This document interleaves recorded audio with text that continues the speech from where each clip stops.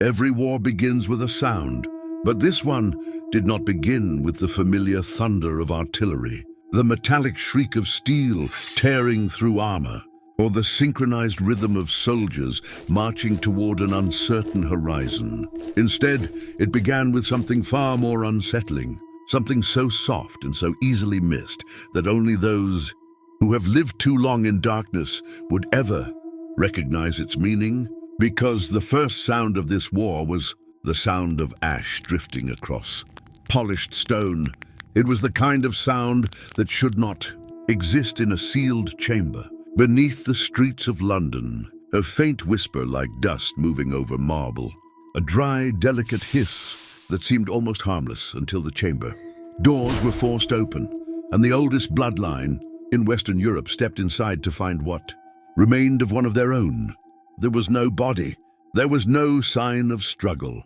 There was only ash, scattered in a perfect circle at the center of the room, still faintly warm, and on the wall behind it, burned deep into the black stone as if carved by fire itself, was a symbol none of them had seen in centuries. A human heart split vertically by a blade. For a long moment, no one spoke, because the silence that followed carried something far heavier than grief. It carried fear.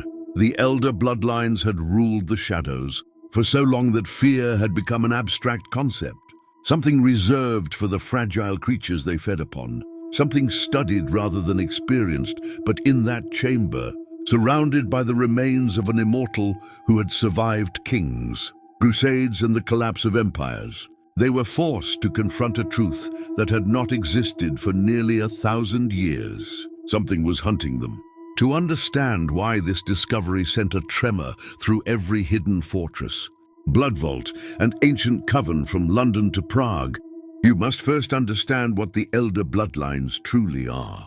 Because they are not the pale aristocrats of old myths, nor the theatrical monsters draped in velvet and moonlight that folklore loves to imagine. No, the Elders evolved long ago, and in doing so, they became far more dangerous than legend ever dared to suggest. They sit in glass towers that scrape the clouds, hidden behind the names of corporations and financial institutions that ordinary people trust without question.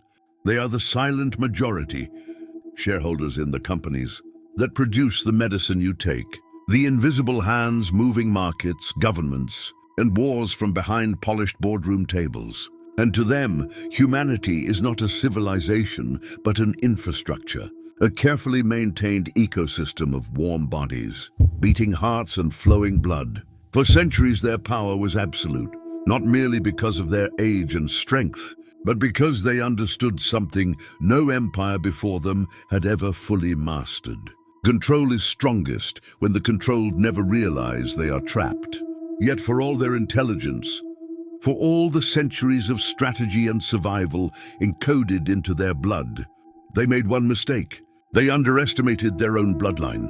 The Elders maintained one law above all others, one rule so sacred that breaking it meant extermination without exception. No half-blood survives. Whenever an Elder gave in to curiosity, obsession, or something dangerously close to love, and conceived a child with a human, the result was always the same. The child vanished, the mother vanished, the witnesses vanished.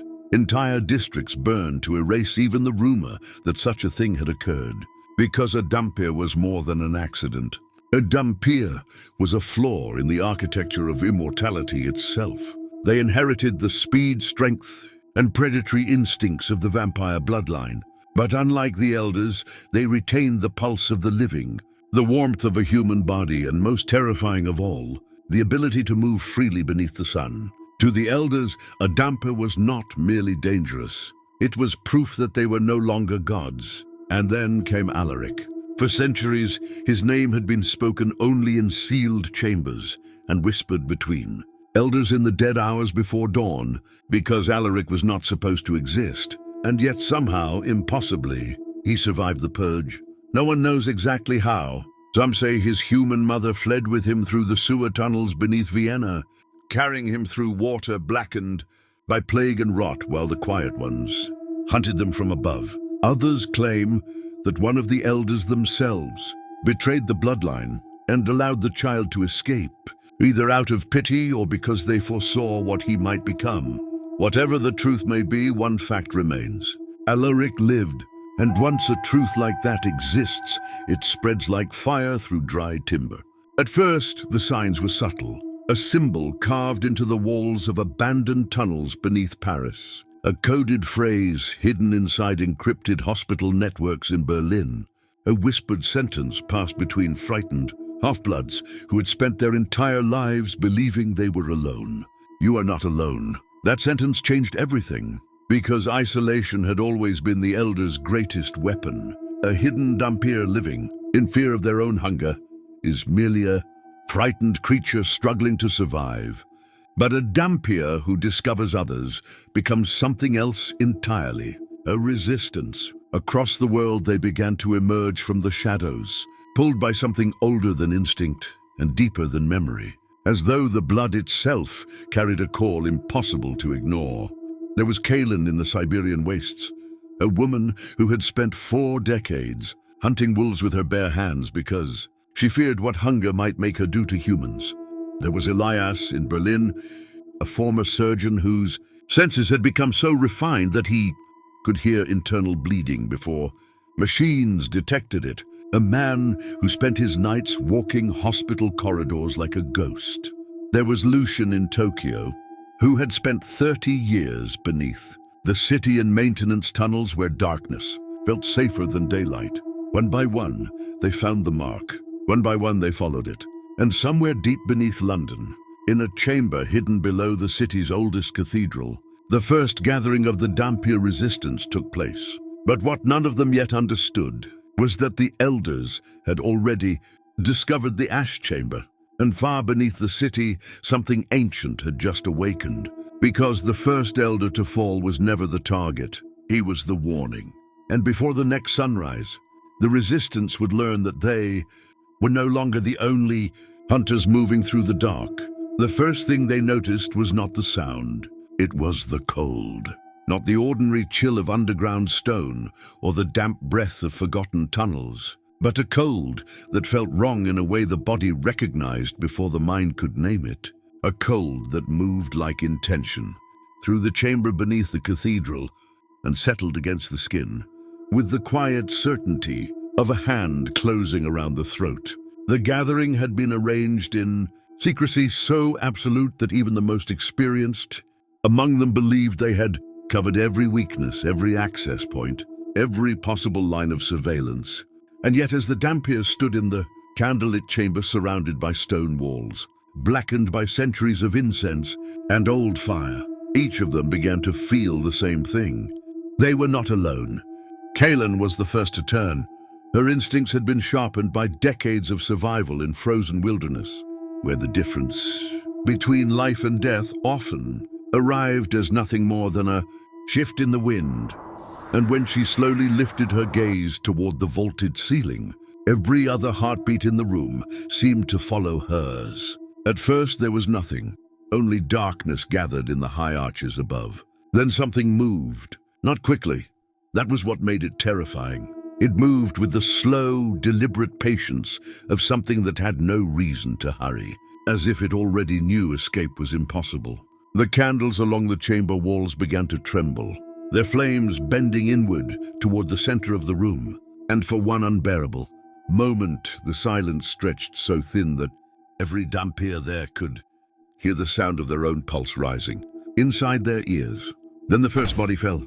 Elias had been standing near the eastern wall, his attention fixed on the sealed entrance tunnel when something descended from the darkness above, with such impossible speed that no eye in the chamber truly followed the movement, only the result, because one moment he was standing there and the next he was on the ground, his body thrown across the stone floor hard enough to crack the flagstones beneath him.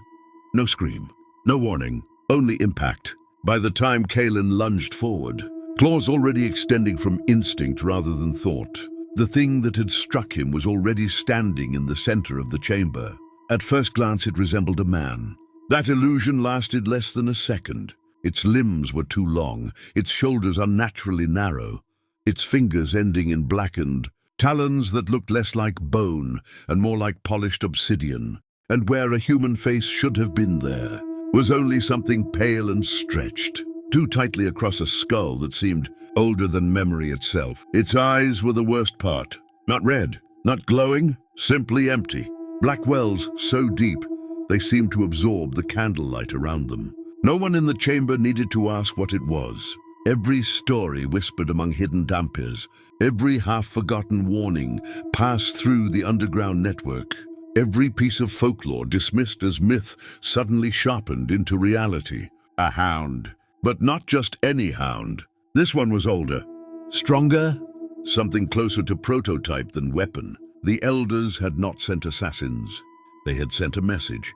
The thing tilted its head slowly, studying the room as if memorizing every scent, every heartbeat, every pulse of blood moving beneath skin. And when it finally spoke, its voice did not emerge from its mouth so much as from the chamber itself, low and layered, like several voices moving beneath one. "The shepherd is among you." The words froze the room. For a moment, no one moved. Then Lucien, who had spent decades moving through darkness beneath Tokyo, reacted first, throwing himself sideways just as the hound crossed the room in a blur of violence and smashed through the stone column where he had been standing. Less than a second earlier, the chamber erupted. What followed was not battle in any heroic sense. It was survival. Kalen struck first, moving with the savage force of someone who had long ago stopped separating fear from instinct, her claws raking across the hound's shoulder hard enough to tear through flesh that should not have yielded. But instead of blood, something darker spilled onto the floor, thick and glistening like liquid shadow. The creature did not cry out. It smiled. That smile broke something inside the room, because it was not the expression of an animal. It was recognition. It knew exactly what they were. And worse, it knew why they had gathered. Elias forced himself upright, one arm hanging uselessly at his side, and shouted the only word that mattered. "Run!" But the chamber had already begun to seal. Stone groaned overhead. The entrance tunnel collapsed. Inward as iron gates hidden behind the cathedral walls slammed into place with a sound like thunder rolling through stone. They had been trapped. This had never been an ambush. It was a purge. And somewhere far above them, the elders were already watching. Kalen lunged again, this time driving the hound backward toward the central altar. But even as her strike landed, the creature's hand closed around her throat with impossible force and lifted her clear from the ground. For the first time, fear showed on her face. Not fear of death, fear of understanding. This thing was stronger than an elder. Lucien moved from the shadows, silent and precise, driving a silver-edged blade deep into the creature's side. And for the first time, the hound recoiled, not from pain but from surprise, as though it had not expected resistance strong enough to pierce its hide. That moment was enough. Elias staggered toward the altar and smashed the emergency UV flare case mounted into the stone wall. The burst of ultraviolet light detonated through the chamber in a flash, so violent it turned the entire room white. The hound screamed, not in pain, in rage. Its skin split and smoked where the light touched it, and for one heartbeat the creature loosened its grip. Kalen dropped to the floor, gasping. "Move!" Elias shouted. The surviving Dhampirs ran, not toward the sealed entrance, toward the crypt below, a narrow staircase hidden beneath. The altar that descended deeper into the cathedral's forgotten foundations. They fled downward as the chamber above shook, with the sound of the hound tearing through stone in pursuit. And the deeper they descended, the older the architecture became, until the cathedral gave way to something far more ancient. Roman foundations, catacombs older than the city above. And there, carved into the wall by hands long dead, they found it. The symbol, the split heart, but larger than before, older, and beneath it, words written in a language Kalen recognized immediately. Latin. She read them aloud, her voice trembling. "The first blood sleeps below." The silence that followed was worse than the attack, because they all understood what it meant. Alaric, or something left behind by him. But before anyone could speak, the sound came again. Not above them this time, behind them. Slow footsteps moving through the darkness of the catacombs, measured, unhurried. And when a voice finally emerged from the blackness, it was calm, ancient, and unmistakably human. "You should not have come here." The candles they carried flickered. A figure stepped forward. Tall, pale, eyes reflecting gold in the dark. And on his chest, the symbol of the split heart. For a long moment no one breathed, because standing before them was not the Hound. Not an elder, but something far more terrifying. A Dhampir old enough to have become legend. And when he finally spoke his next words, every fear in the room became something heavier, something real. "The elders know where the first bloodline is." He looked past them, toward the darkness above, where the Hound still moved through stone. "And they are already on their way." For a moment none of them moved. The darkness of the catacombs seemed to tighten around the figure standing before them, as though even the ancient stone itself recognized what stood within it. And in the trembling light of their candles, his face emerged slowly from shadow. Not young and not old in any human sense, but carrying that unnatural stillness that belongs only to those who have survived, far beyond the measure of ordinary years. Kaelin stared first at the symbol carved into his chest, then at his eyes, and what unsettled her most was not their color, nor the way they caught the light like polished amber, but the weight behind them. The kind of weight that only comes from centuries of memory, loss and violence compressed into silence. "You're Alaric," Elias said at last, his voice low and unsteady. Not because he was asking a question, but because speaking the name aloud made it suddenly real.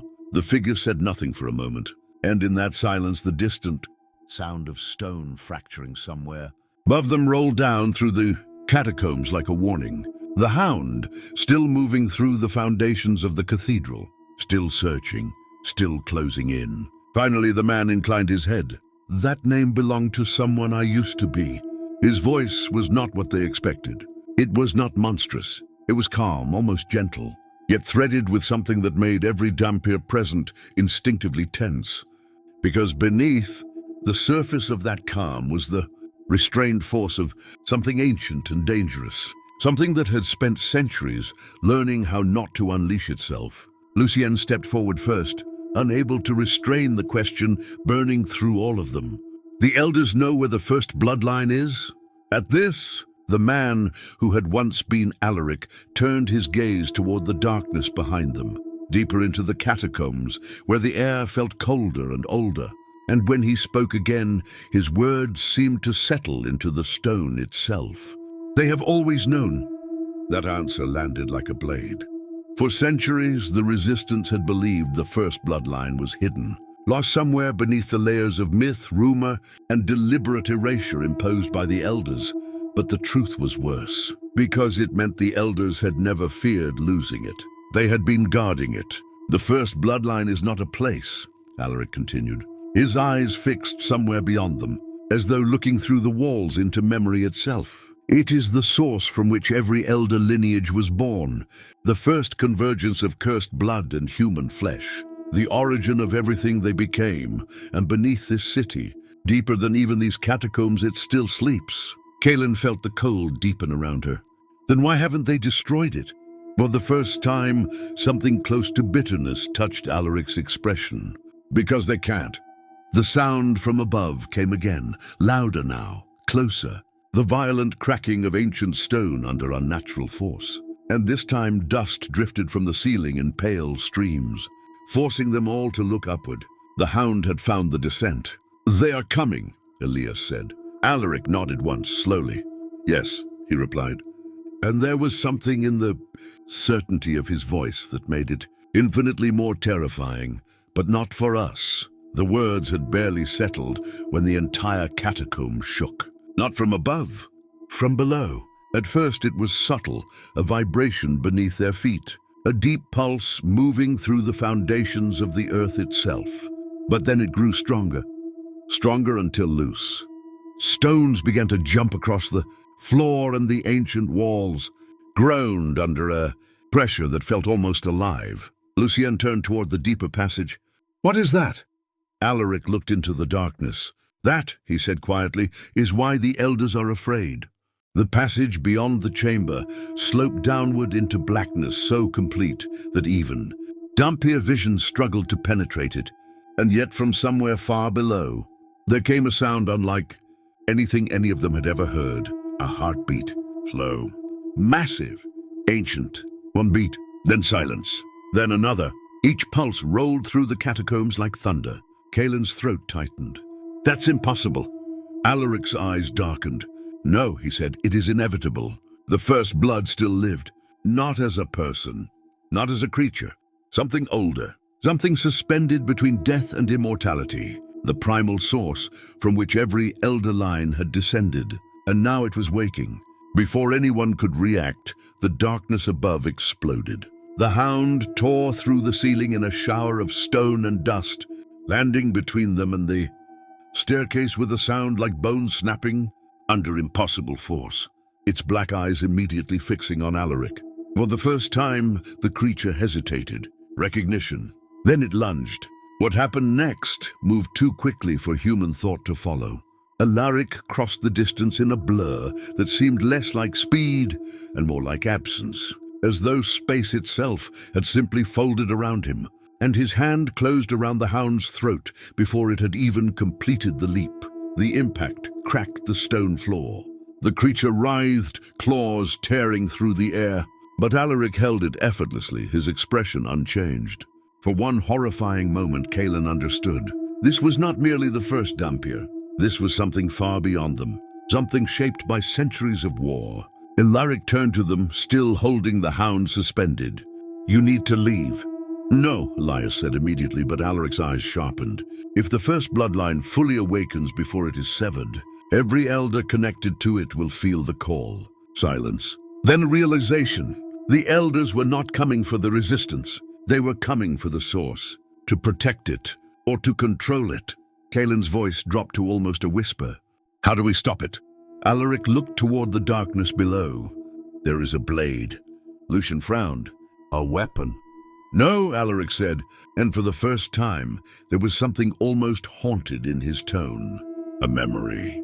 He released the hound not by dropping it, but by driving it backward through the stone wall with enough force to shatter ancient masonry, and the creature disappeared into darkness in a roar of collapsing rock. Then he turned fully toward them. "The first blood cannot be destroyed by steel or fire," he said, "only by blood that still carries both heartbeat and curse." Kaelin understood first. "A Dhampir." Alaric nodded. "One of you must sever the line." The catacombs trembled again, harder this time, and now other sounds joined the heartbeat below. Footsteps, many of them, measured, descending. The elders had arrived, and suddenly the war that had remained, hidden for centuries, was about to erupt. Beneath the heart of London, Kaelin looked from Alaric to the darkness below. "If we do this," Alaric's expression hardened. "The bloodlines fall?" Lucien swallowed. "And us?" For the first time, Alaric did not answer immediately, because the truth was worse than any reassurance. "If the line is severed," he said at last, "every Dhampir carrying elder blood may cross the red line." The silence that followed was suffocating. Victory might destroy them all, but before any decision could be made, a voice echoed down through the catacombs from the staircase above. Cold, cultured, ancient. "You should have stayed hidden, Alaric." Every candle in the chamber extinguished at once. Darkness swallowed everything. Then slowly, from the staircase above, pale figures began to descend. 1, then 3, then 10, the elders themselves. And standing at their center was a woman draped in black. Her face impossibly serene, her eyes older than the city above them. Kaelin felt Alaric step forward. His voice was quieter than the heartbeat below. "It begins." And somewhere deep beneath them, the first bloodline beat again. Louder, closer, awake.